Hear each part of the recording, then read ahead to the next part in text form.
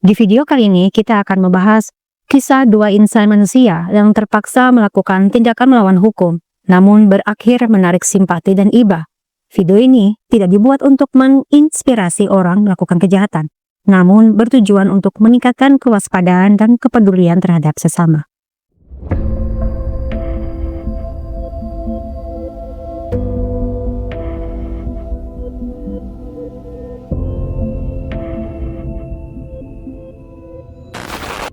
Dari kejauhan, AAP berjalan menanduk 4 pisang diiringi warga. Ternyata AAP diarak karena ketahuan mencuri 4 tandan pisang seharga 250.000 milik Bapak Kamari, tetangganya, teman-teman. Aksi mencurinya memang kepergok langsung oleh sang pemilik, yaitu Bapak Kamari. Pas pada sore hari itu, sekitar jam 4 itu ada pemuda datang, Mas, di jalan tadi. Terus saya intai terus sampai dia masuk ke lokasi saya. Terus dia sudah motong 2 tundun, Mas, tapi belum saya tangkap karena baru 2 tundun. Masih saya intai terus sampai dia motong 4 tundun. Lah barulah mereka saya tangkap. Awalnya Pak Kamari itu hanya ingin membawa AAP ke Balai Desa Gunung Sari, Kecamatan Tulogowungu. Tapi ada inisiatif warga yang ingin memberikan sanksi sosial kepada AAP. Mereka ingin AAP malu dengan perbuatannya. Akhirnya AAP itu diarak berjalan sejauh 5 km ke Balai Desa. Ketiba di Balai Desa, kakek AAP pun datang sebagai wali. AAP ditanyai banyak orang, termasuk kepolisian. Yang terjadi berikutnya adalah semua orang terdiam mendengar penuturan AAP. AAP dan adiknya ternyata sudah 7 tahun ditinggal meninggal oleh ibunya. Sementara ayahnya sudah menikah lagi di desa lain dan tidak mempedulikan kedua anaknya tersebut. Untunglah selama ini ada kakek dan nenek mereka, sehingga AAP dan adiknya bisa tinggal bersama di rumah sederhana kakek dan nenek. Tapi tentu saja teman-teman, tenaga kakek nenek sudah berbeda. Maka AAP yang masih berstatus pelajar SMA berinisiatif bekerja. Dia terpaksa banyak bolos di sekolahnya untuk bekerja mencari rupiah untuk biaya sekolah. 4 tandan pisang itu pun AAP curi karena AAP ingin dia dan adiknya bisa jajan. Memang alasan yang tidak kuat teman-teman ya. Tapi saat itu alasan tersebut cukup bikin telinga yang mendengarnya terenyuh. Mendengar pengakuan AAP ini, akhirnya Kapolsek Tulogowungu mengambil sikap yang bijaksana, yaitu penyelesaian restoratif justice. Terlebih, Pak Kamari juga sangat baik hati, berbesar hati memaafkan AAP. Dan AAP berjanji tidak akan mengulangi perbuatannya lagi, teman-teman. Kasus ini memang berakhir damai. Alasan lainnya adalah karena AAP juga belum pernah melakukan kejahatan. Tapi dari kenyataan hidup AAP inilah seakan membuka mata banyak pihak bahwa ada seorang anak yang begitu terseok-seok menjalani kehidupan dan membutuhkan perhatian serta uluran tangan. Maka bermunculanlah simpati dan empati dari para pejabat daerah dan publik figur. Kasus ini langsung mendapat perhatian khusus dari Kapolresta Pati.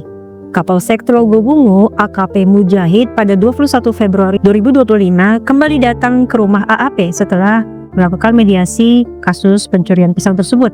Ia langsung memberikan bantuan uang dan sembako. Idealnya itu teman-teman, pihak Polsek Tulogowungu juga memberikan bantuan berupa pekerjaan kepada AAP sebagai tenaga kebersihan di Polsek Tulogowungu, sehingga AAP akan mempunyai penghasilan untuk membantu kakek nenek serta adiknya.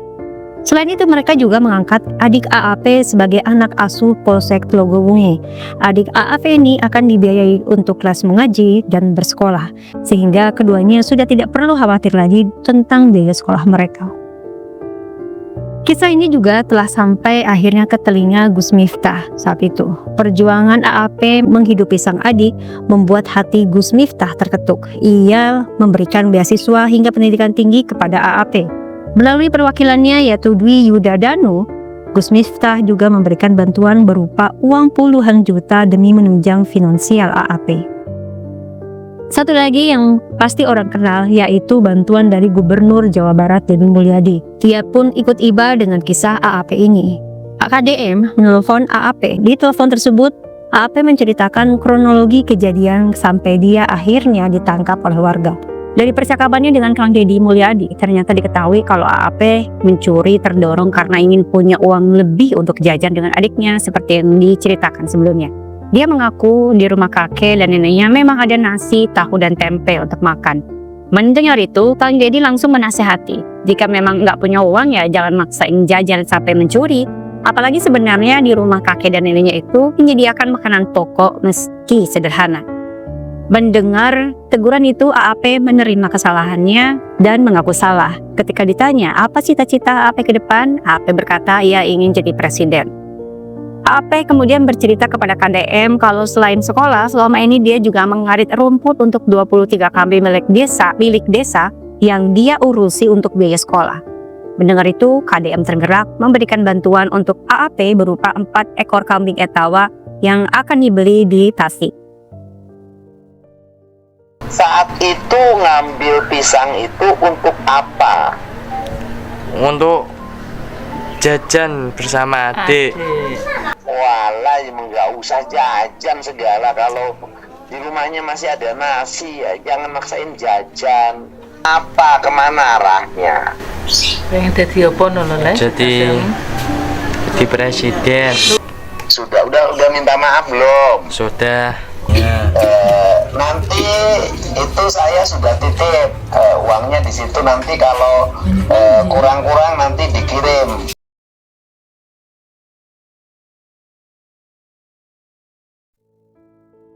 Himpitan ekonomi juga pernah dialami Erlangga Hamka dari Desa Kanjilo, Kecamatan Barumbong, Kabupaten Goa, Sulawesi Selatan. Kasus dengan kerugian Rp300.000 itu sempat menyeret Erlangga ke ranah hukum. Erlangga ternyata terdesak juga oleh masalah ekonomi. Cicilan pinjaman uang koperasi, juga sementara istrinya sedang hamil, akhirnya memaksa Erlangga berbuat nekat. Pada tanggal 17 Agustus 2025 sekitar pukul 15.30 Indonesia bagian tengah, Erlangga diam-diam mengambil 4 tandan pisang milik tetangganya yang bernama Rustam.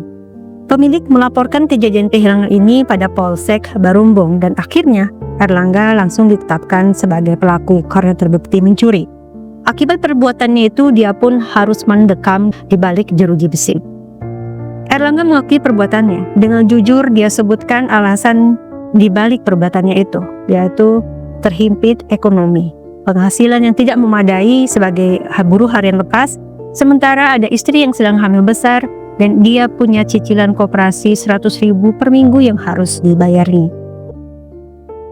Dari 4 tandan pisang yang sudah ia curi, Erlangga akhirnya sudah menjual 2 tandan pisang seharga 150.000 yang langsung Erlangga bayarkan ke cicilan koperasinya. Sementara 2 tandan pisang lagi belum sempat dijualnya dan keburu ketangkap. Beruntungnya aparat kepolisian di jajaran Polres Goa dengan bijaksana memilih menempuh jalur restoratif justice demi memberi ruang kemanusiaan. Apalagi Erlangga juga belum pernah melakukan kejahatan. Di hadapan kepolisian, Erlangga dan Rustam berdamai, berpelukan. Rustam juga berbesar hati memaafkan Erlangga dan ikut simpati atas himpitan ekonomi yang dialami oleh Erlangga. Rustam juga menerima ganti rugi Rp300.000 dari kepolisian. Adem ya dengar kasus rakyat bisa diselesaikan dengan cara-cara humanis seperti ini. Kisah Erlangga juga mengundang perhatian dan keprihatinan dari sebuah ormas di Sulsel, yaitu ormas bernama Garuda Astacita Nusantara alias GAN Sulsel. Ormas ini meminta bantuan kepada Kapolres Goa AKBP Muhammad Aldi Sulaiman untuk bisa dipertemukan dengan Erlangga dan istrinya. Akhirnya mereka bertemu di ruangan Kapolres Goa pada Rabu 27 Agustus 2025. Mereka turun menjalankan aksi kemanusiaannya dengan melunasi uang cicilan koperasi Erlangga. Erlangga juga diberikan bekal hidup sehari-hari serta modal usaha. Di hadapan Erlangga dan istrinya, GAN Sulsel menyerahkan tanda pelunasan ke perwakilan koperasi. Pihak GAN Sulsel juga langsung menyerahkan bantuan uang dan menguruskan pemberian sepeda motor untuk digunakan Erlangga mencari nafkah. Erlangga tidak mampu menyembunyikan rasa harunya. Erlangga terlihat menundukkan kepala saat menerima amplop dari bantuan dari Dr. Batara Ansori SPMK, salah satu pengurus GAN. Dalam kesempatan itu, Kapolres Goa juga mengingatkan bahwa restoratif justice ini bukan berarti ruang untuk mengulangi kesalahan. Restoratif justice merupakan kesempatan yang hanya sekali, yang harus disyukuri dan jangan disia-siakan. Artinya jangan diulangi lagi perbuatannya. Jadikan awal untuk hidup yang lebih baik. Restoratif justice memang tidak dimaksudkan untuk membenarkan aksi pencurian, tapi cara ini diambil sebagai langkah kemanusiaan. AAP dan Erlangga kasusnya memang berakhir bahagia ya. Tapi yang perlu diingat adalah beban hidup mereka sebelumnya yang memaksa mereka harus melakukan hal yang dilarang hukum untuk memenuhi kebutuhan dasar. Peran kepolisian Pati, kepolisian Goa, Pak Kamari, dan Pak Rustam juga sangat besar.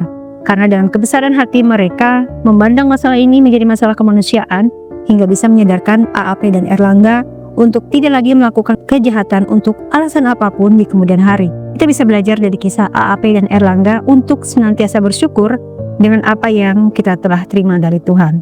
Dari 4 tandan pisang lahir kesempatan besar untuk AAP dan Erlangga, dan semoga kehidupan kalian sekarang sudah jauh lebih baik.